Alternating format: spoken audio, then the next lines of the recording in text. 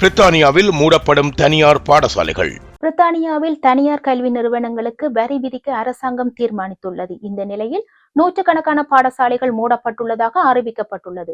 இது தொடர்பில் கருத்து வெளியிட்டுள்ள சுயாதீன பாடசாலைகள் கவுன்சிலின் தலைமை நிர்வாகி ஜூலி ரொபின்சன், இந்த கொள்கை அறிமுகப்படுத்தப்பட்டதிலிருந்து 105 தனியார் கல்வி நிறுவனங்கள் மூடப்பட்டுள்ளதாக அறிவித்தார். Discover the magic of Sri Lanka with Satkin Holidays.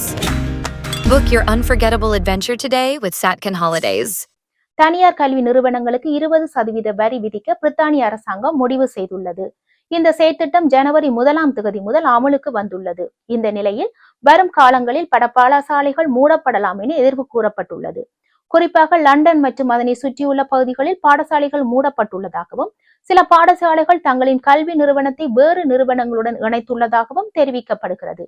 தனியார் பள்ளிகளுக்கான வரி சலுகைகளை முடிவுக்கு கொண்டு வந்து 2029-2030 ஆண்டளவில் ஆண்டுக்கு 1.8 பில்லியன் பவுண்ட்ஸ்களை திரட்ட அரசாங்கம் இலக்கு வைத்துள்ளது. இது குழந்தைகள் எல்லா இடங்களிலும் சிறந்து விளங்குவதை உறுதி செய்யவும், அரச பாடசாலைகளில் பெரும்பாலான குழந்தைகளுக்கு வாய்ப்பு வழங்கவும், பொது சேவைகளுக்கு நிதியளிக்கவும் உதவும் என அரசாங்கம் விளக்கமளித்துள்ளது.